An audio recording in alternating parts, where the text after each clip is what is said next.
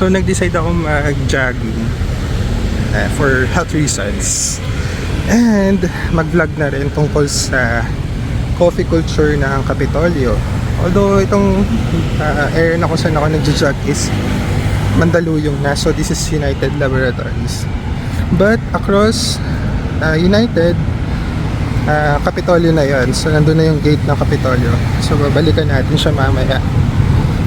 And just a history, I think way back, si Pasig was the capital of Pasig. And then yung isang barangay across kung saan nandun yung Kapitolyo now is Capitol Commons. So makikita nyo doon, may mall na doon, estansya. So dati nandun yung Kapitolyo. So across that is the barangay Kapitolyo. So pinangalan yung barangay doon sa Kapitolyo across ng barangay. So now, isa na siyang popular place for food, for coffee, even for bikers, and of course traffic. Kasi natodivert na doon yung mga traffic from EDSA to the new bridge na Kalayaan, and yeah, exiting to Shaw Boulevard. So we'll check yung mga coffee shops along Kapitolyo. Hi guys, so magja-jogging tayo along East Capitol to West Capitol, o mga cafes sa Kapitolyo. So medyo uphill kaya medyo nag-stop ako ng jog.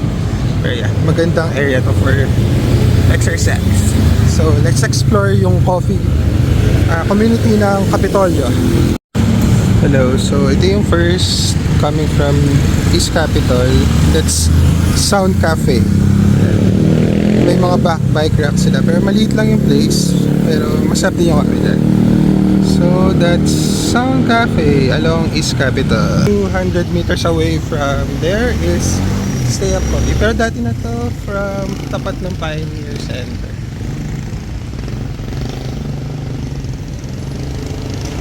Stay Up. Traffic elections. So dito sa corner ng Santa Rosa tsaka yung East Capitol Drive, nandito yung isang Halyari building. So nandito yung Wabi Sabi, pero parang nasa taas siya. So Wabi Sabi Pottery. So may ligay sa pottery. Yeah, dito okay mag-coffee. So puntahan natin yung D-spot. So that's along Santa Teresita. So from Santa Rosa, kakaliwa ka sa Santa Teresita. So tingnan natin D-spot.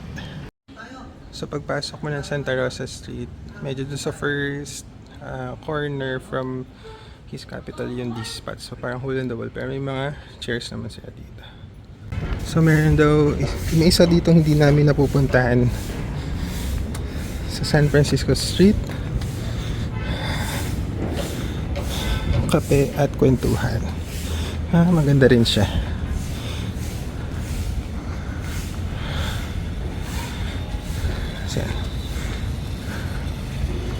Sa other side siya ng East Capitol. So from East Capitol, yung same lane, kakanan ka sa Santa Rosa Street, opposite ng Wabi Sabi.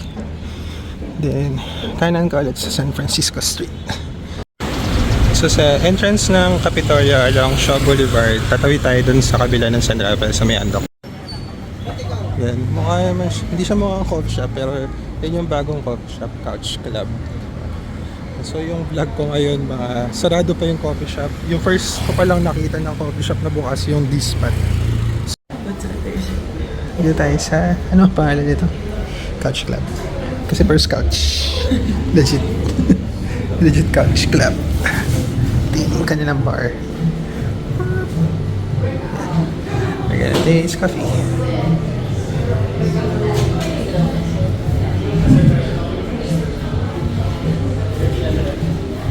Sikat ay nasa couch. Okay, yung order kong isang coffee ay, ang pangalan ay Asian. Asian. O nga no? Asian. Asian. So sabi nung barista, parang siyang Spanish latte. So I guess matamis siya. But it's Thai version or Asian. Asian. So ito naman yung dirty. Hindi ko alam, pero mukhang ito yung panghalo niya. Ayan. Dirty. So ito yung side ng Capitolio din na madaming food. Nandito yung headquarters ng Frankie's. Ayan. So ang isa namin favorite na nakainan yung STK Lab. Ayan, pakita ko sa inyo. Ang sarado pa, Habagat Coffee. So hindi ko nabanggit kanina na yung Couch Club is along San Rafael. So ito ring Habagat ay along San Rafael. So ito yun, sulit na steak. So parang less than 1,000 pesos meron ka ng rib eye. Yan, STK Lab. So hindi na to Capitolio, pero sinasama ko siya kasi malapit lang to sa Capitolio. So corner ng Reliance and Sheridan is, I think baka factory to ng Dunkin kasi yung laki niya eh. So yeah, pwede kang magpasalubong express parang drive-thru slash pick-up point nila, tsaka may parking. Alam ko nagpa-park dito yung mga workers, mga companies na wala silang makuha parking. So along Sheridan siya. Later, katabi niya, malapit na sa kanya si The Giving Cafe. Yun yung mga coffee business. Nandito si Blue Cafe Coffee Distributors yan. Sa mga nadidistribute ng mga nakikita nyo mga supplies sa coffee shop.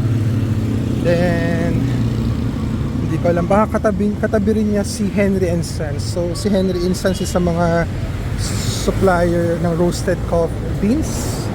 Ayan. So si Henry & Sons, nag-put up din siya ng sarili niyang coffee shop, si TGC or The Giving Cafe. Ayan. Masarap yung kape nila dahil Chinese, I think roots si Henry & Sons. Yung food nila sa TGC ay masarap na Chinese food. So try niyo yan. So another coffee supplier, si Allegro Beverage. Sana magka-coffee shop siya in the future dahil nagbebenta naman siya ng supplies. So Allegro, tuloy-tuloy lang from Sheridan, along Sheridan. So pag nag-jogging ka tuloy-tuloy sa Sheridan papuntang Pioneer Center, meron dito cute na coffee shop. Dito ako bumibili ng cold brew. So recycle lang yung bottle. So yun yung type A, pero close pa yata sila. So ayan, type A coffee. Meron silang 2 parking, pero minsan lagi puno. So katabi niya yung Jollibee. That's Sheridan corner Pioneer. So nandito naman sa Pioneer yung Nitro 7. Pero hindi ko pa na-try yan eh. Along Pioneer Center. So kakanan tayo sa sa Reliance, sa may McDonald's. So yun yung headquarters ng National Bookstore. Then meron tayong makikita pick up coffee. Ayan, nasa labas siya ng headquarters ng National Bookstore. Pick up coffee 7 AM to 10 PM. Sa tapat ng Locavor sa Brickstore, nandyan yung Caferista. So if you are a motorcycle biker or biker, big bikes, Caferista. So nandyan din yung bilihan ng mga Italian motorcycles. Ayan, next stop na lang for coffee along Caferista.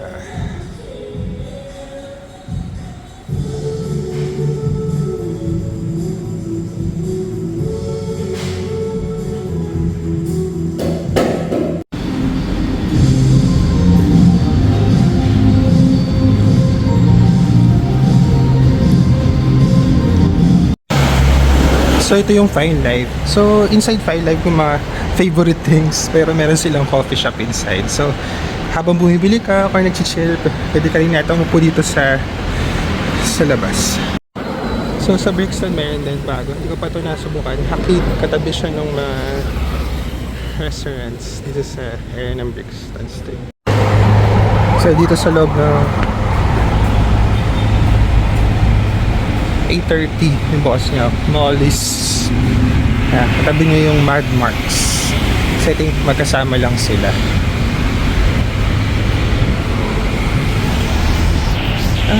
Hindi ko alam, pero meron din dito, D-cup. Pasok tayo. Starbucks as well. Yan, sa loob siya ng Pioneer Center. Ayan, nasa Capitol Commons tayo. Sama ko na lang to sa vlog kasi ito naman originally yung Capitolio. Kung nasa nandun yung Capitolio. So it's Capitol Commons. Estancia yung mall sa kaliwa ko. And then our go-to UCC Third Wave Clockwork. Yan. Nakita mo dyan. Then Pancake House. Pwede na rin yan as coffee shop. Yan. Ayan. Welcome to Capitol Commons. May park sila dyan. Buy one, take one coffee. Alright. Maraming bagong restaurants dito sa Capitol Commons, pati yung mga condo. So, yeah, coming soon, the Manila Baker. So, try natin yung angkan.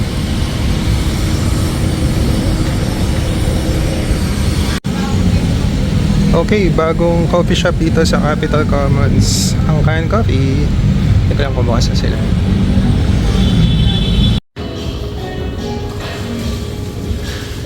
Ikat.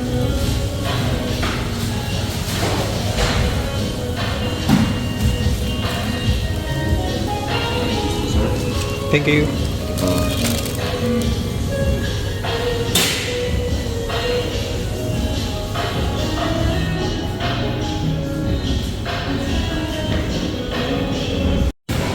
Isa pang coffee shop sa Capitol Commons, Coffee Bean Tea Leaf. And then magkatabi lang sila ng Tim Horton.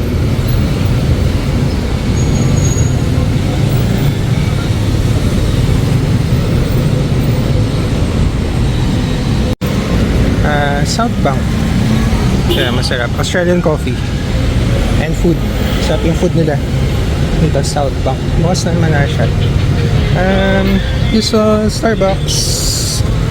Then per Starbucks reserve siya.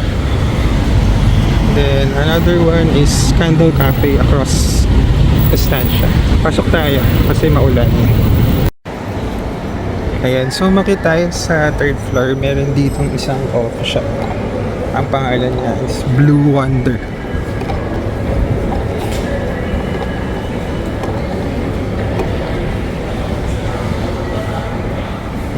It's Blue Wonder Coffee.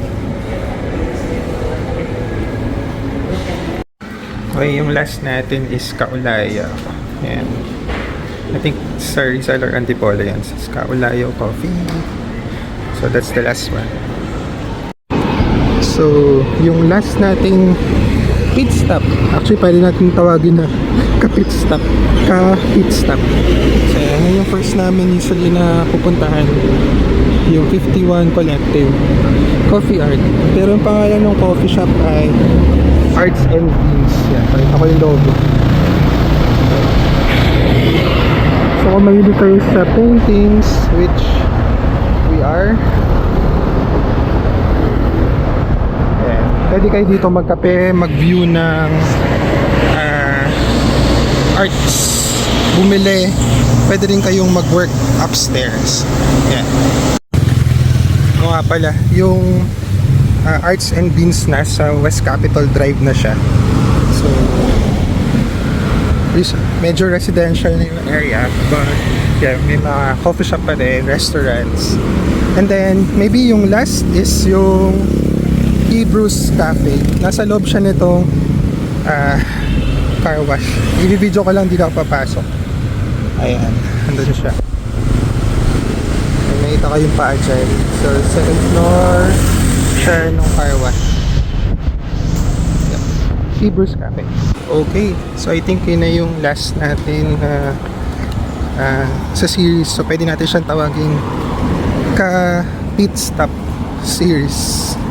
So, just time check. I think time ko nang mag-work. So, more than an hour na tayo ng jogging. And 7,000 steps. And start ako ng mga 7:30 in the morning para ma-check natin kung may mga bukas na coffee shop ng ganung oras. And yan, kung gusto nyo mag-coffee shop dito sa Kapitolyo, iba't iba sila ng character and yung kanilang mga vibe. So meron tayong mga bike cafes like Sound, you have Tea Spot, of course yung Caferista, si Habagat din, and yung mga chill vibes natin na coffee shop, si Couch Club, yung relatively bago. And kapag gusto mo ng arts, of course Arts and Beans, usual studying, mainstream coffee, I guess si Starbucks. Kapag gusto mo ng food, dyan si Molly's Cafe, and TGC for Chinese food, and of course Dunkin, usual masarap na kape. So I think that concludes my first planned vlog. Actually jogging vlog siya. So yeah, see you guys next time.